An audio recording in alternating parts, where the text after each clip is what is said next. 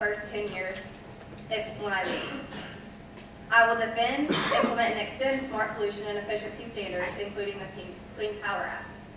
I will generate enough renewable energy to power in every home in America with 500 million solar panels installed by the end of my first term. I plan to cut energy waste in America's homes, schools, hospitals, and offices by a third, and I'll make America's manufacturer the cleanest and most efficient in the world. I plan to reduce America's oil consumption by a third also, clearing fuels and more efficient cars, boilers, ships, etc. Unlike my opponent, who believes that man-made climate change is a hoax created by the Chinese, I believe that climate change is an immense threat, not just to us, but to our children and so forth. With my plan, I will reduce greenhouse gas emissions, invest in clean energy initiatives, and cut the wasteful tax. Mr. Trump, 1 minute response. It's interesting that you're mentioning my Twitter, but obviously I'm a professional, I'm an adult up here, and I won't go into harping over one social media post because you've got your own fair share of dirty laundry, Ms. Clinton. Now, I don't know if you're listening to my opponent up here, I'm certainly not, but I just said it in front of you all. Climate change, I accept climate change. Maybe I didn't then, but just like Hillary, I had new information and I changed my mind. However, I believe that by not utilizing or underutilizing our own natural resources, we're doing ourselves dirty. We are allowing foreign countries to take advantage of us and laugh at us while they ship us dirty oil. Have you heard of clean coal, Ms. Clinton?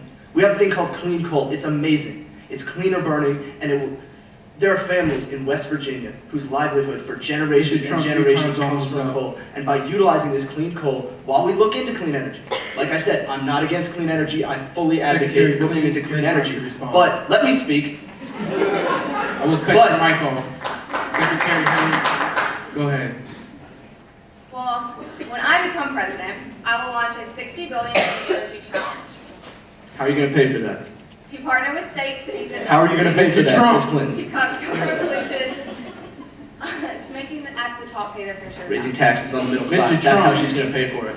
Mr. Trump. I will invest in clean energy infrastructure, innovation, manufacturing, and the workplace development. I just want to make the U.S. economy more competitive and create jobs and better paying jobs. I want to cut the billions of waste, tax, subsidized oil and gas companies have enjoyed for too long and that are investing in clean energy. Our next open segment will be foreign policy. Mr. Trump, what would be your major first change of foreign policy as soon as you get in office? I can name two things right now, and these are two issues on which me and my opponent differ greatly. Firstly, the Trans-Pacific Partnership. This is a bad deal that takes advantage of America, American workers, and American industry every step of the way. Everything about this deal is poorly executed, poorly designed, and will be poorly implemented if it is allowed to continue. That is why one of my first foreign policy moves when I become your president will be to scratch the TPP off the table and rewrite something that will better serve America as the strong, leading nation that it is. Secondly, the Iran nuclear deal that Hillary Clinton over here supports, and she supports the TPP as well. She's been an avid supporter of the Trans-Pacific Partnership from the beginning. She is advocating that we allow other countries to take advantage of us economically. But anyway, back to the Iran nuclear deal, which if any deal was worse than the Trans-Pacific Partnership, it's the Iran nuclear deal, because what we are doing is we are allowing the largest sponsor, the largest harborer, the largest supporter of terrorist groups in the world to have access to nuclear weapons, to have access to weapons-grade uranium, to have access to the facilities through which we can create and disseminate these weapons across the planet. Now, what I will do as president, when I am your president, because I will be president, is I am going to take every measure necessary to bring Iran to the table in renegotiating this deal. If that means boots on the ground, it means boots on the ground. Because I believe that we are a powerful nation because we have a powerful military. and I am fully prepared to use every aspect of that military to counter our enemies abroad and at home from getting their hands on these possibly world-ending weapons, as Hillary Clinton would like to. Thank you. Secretary Clinton. My policies address that I just want America to be strong and safe. I want America to be back home. I believe that the future holds far more opportunities than threats if we exercise creative and competent leadership that enables us to shape global events, not global events shaping us. As Secretary of State, I work to restore America's leadership in the world. As President, my top priority will be able to keep us safe and defend our values. That includes to maintain a cutting-edge military, strengthen our alliances, being firm and wise about our rivals, cultivating new partners, defending ISIS, and enforcing the Iran nuclear deal. I want to increase cooperation with China areas of common interest and reinforce alliance in the Asia Pacific, including with Japan and South Korea. I want to ratchet up on the U.S. detriment against China's cyber attacks and take a stronger stance against China's human rights record. Mr. Trump. I'd like to call attention to the fact that Hillary Clinton just put defending ISIS as one of her top foreign priorities. I think that's all I need to say. Thank you. I said we were going to defend our That's not country. what you said. Well, that's what I intended. You did not say that.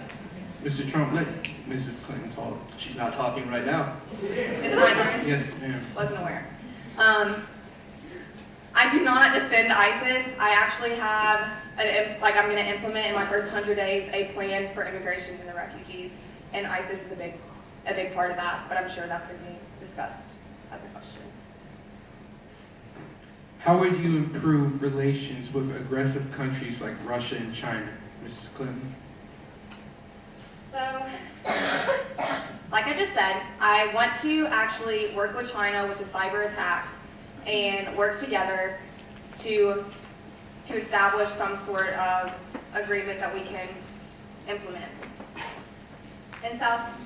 Bringing this to Southeast Asia, because I want to talk about this. The relations with the countries in Southeast Asia is something that I'm very passionate about. As Secretary of State, I encourage and lay the groundwork for President Obama to focus on his pivot to Asia. I believe that Asia is critical to America's future, and engaged America is vital for Asia's future as well. The region is eager for our leadership in our business, perhaps more than any time in modern history. I think our ties with Asia are one of the biggest components. I will continue the current policies that President Obama has started, and I will continue to improve these relationships. Mr. Trump. You know, these countries, China, Russia, they're taking advantage of us. And perhaps Hillary isn't aware of this because in her time as Secretary of State, where she accomplished so much, maybe she's grown numb to this. But these countries, they're taking advantage of us. They're taking our jobs. They're taking our money. We're basically paying them to house our industries. And Russia, have you heard about the Satan II missile, Clinton? Russia has unveiled a new nuclear weapon capable of destroying the entire state of Texas.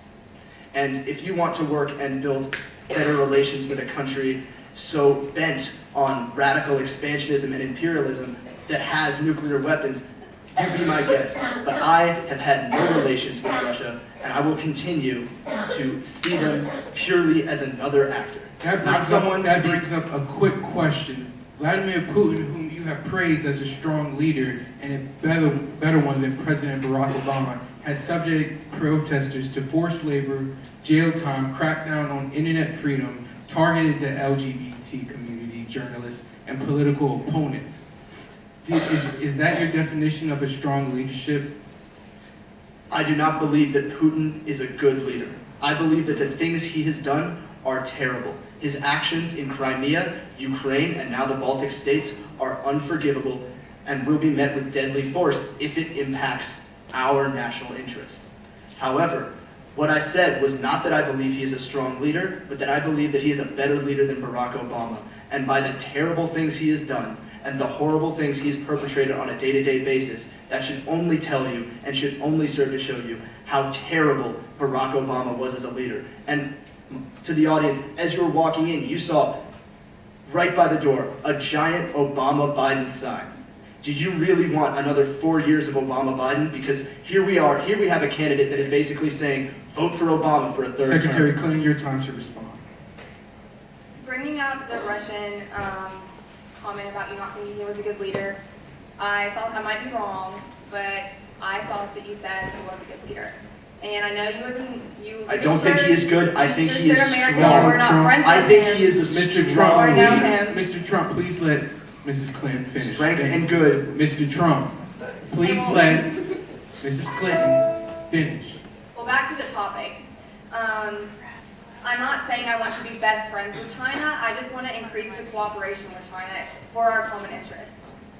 I want to take a strong stance against these Chinese cyber attacks because I think cyber violence, cyber criminals is a big part of what's going on in our generation. To reinforce alliances in Asia Pacific, I'm specifically talking about Japan and North Korea, not just China.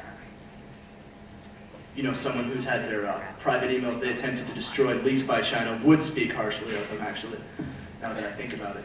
All right. In the fight against terrorism, what would be the first priority of your government, Mr. Trump? Boots on the ground. We're going to take it to them. If it comes to it, I am willing to utilize the full force of